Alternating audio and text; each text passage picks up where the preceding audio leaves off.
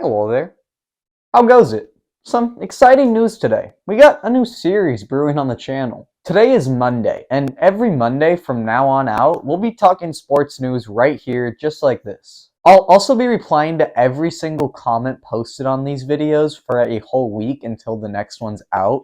So if you're looking for a group to talk all sports, this is your spot. So let's get into it. We have an absolute myriad of stories to speak on today. Here's a quick overview on our news, focusing on the stuff you don't really hear about in most sports media. To start though, let's get through the big news first.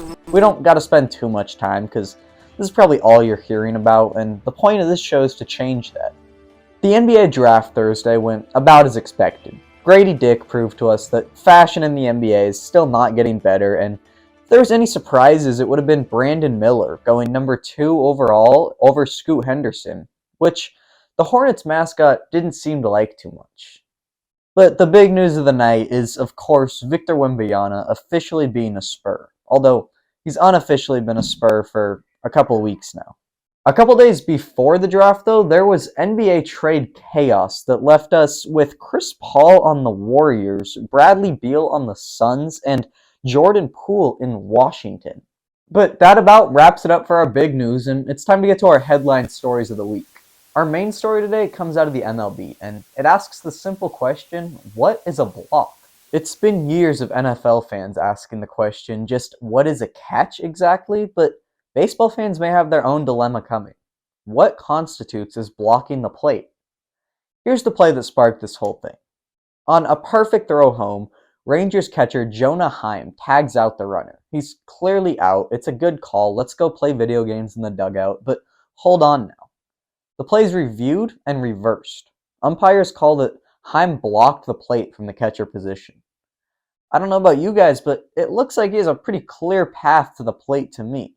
And the announcers seem to agree with me. That is a terrible, terrible call. That is a travesty and an absolute embarrassment. Nobody is blocking Elvis Andrus from getting to home plate. That is so stupid. So Bruce Bochy, who just looks wrong in a Rangers uniform, gets booted for this one. Then we flash forward just one day later, this time over in the Giants-Padres game. Gary Sanchez is at catcher, and he gets bumped for the exact same call, giving the Giants 2 runs.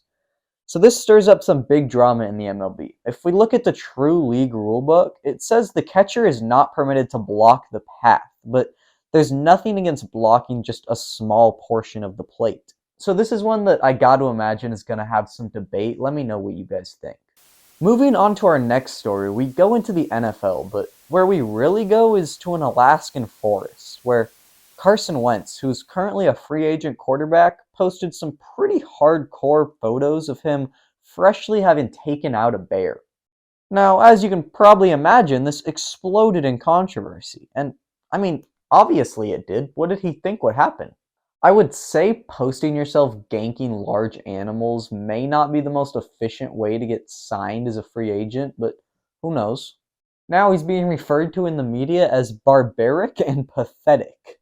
Wentz posted the photos to his Instagram, and he ends the caption with, "Incredible trip, incredible animal." Carson, I think you and I may treat things we see as incredible a little differently. I just pray he doesn't see anything else as incredible. It's important to note that Wentz's bucket item he crossed off was completely legal. Black bear hunting with a license is fully allowed in Alaska, so there's nothing innately wrong with what he did. The black bear is also a species of least concern in terms of endangerment, with over 100,000 of them roaming Alaska alone. But that hasn't stopped a social media army from declaring war on him. Wentz has shown his balls and is sticking to his guns, as the post is still up on social media as of right now, despite the backlash. This will likely blow over, but it'd be interesting to see it have any sort of effect on his football career. And the link to his Instagram post will be down in the description, along with links to every story we discussed today.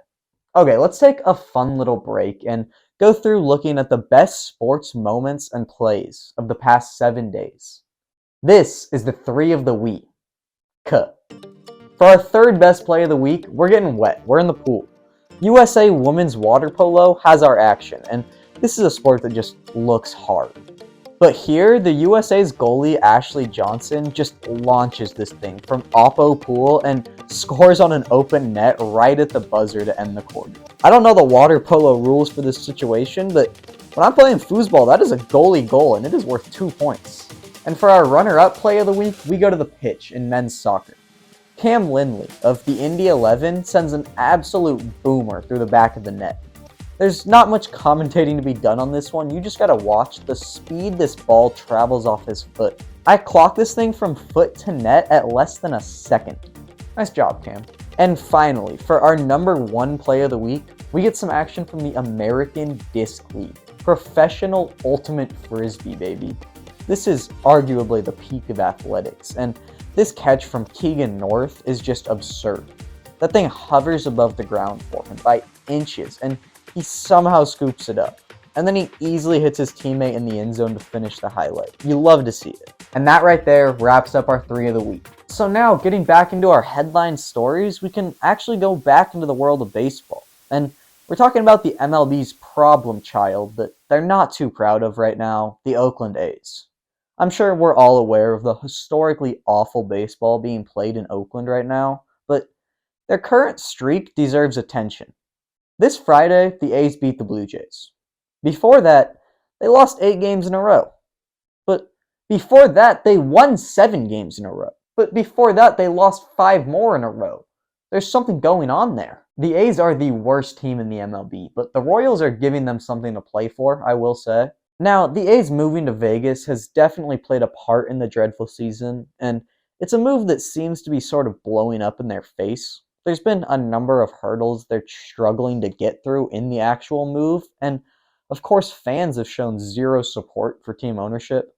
It's a bit of a circus in Oakland right now, if we're being honest, and I'm beyond interested to see what comes from it. If the Oakland A's somehow don't manage to make this move to Vegas, it would be amazing. I would love to see it. It'd be glorious. The thought of them trying to stir up interest of fans in Oakland next year, I love it.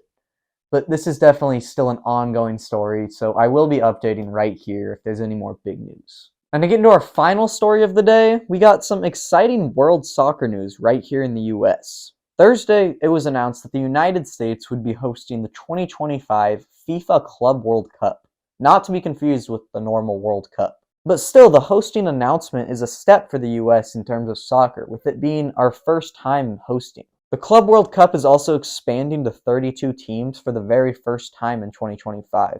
Now, the Club World Cup has been occurring every year since 2000, and it's heavily dominated by Spanish and Brazilian clubs, so we'll have to wait a couple years, but there's some good news in your future if you're from the US. And that wraps up our story headlines for the day. We got just one more category we got to dive into, and that, of course, is the rapid fire round. Here, I'm going to shoot multiple quick stories at you with just short explanations, so throw 60 seconds on the clock, and let's get through this week in a minute. Twins had a busy sports week. You may have seen the Thompson twins get picked number 4 and 5 in the NBA draft, which was awesome, but on the losing end, the Megal twins, who play for 2 different MLB teams, were both demoted on back-to-back days to the minor leagues. The Ball State golf program has leveled up to impossible heights. Their newest high school golf recruit goes by the name Happy Gilmore. I could not make this up. Guy's got an NIL deal just waiting for him at his doorstep. The Messi Experience is touring around the world, in which you can get a virtual reality, multimedia entrenched experience through the career and highlights of Lionel Messi, with Messi himself virtually by your side. A number of Olympic athletes and scientists have come together to create the Enhanced Games, which will serve as a competitor to the Olympics. The key difference, though, is the Enhanced Games will not be testing for any sort of drug, trying to find the true limits of human athleticism. And that about wraps it up for today. This is the first of many of these sort of newsy style days, so they're only going to get better, but I hope you guys learned something. Hope you enjoyed. I'll see you next time.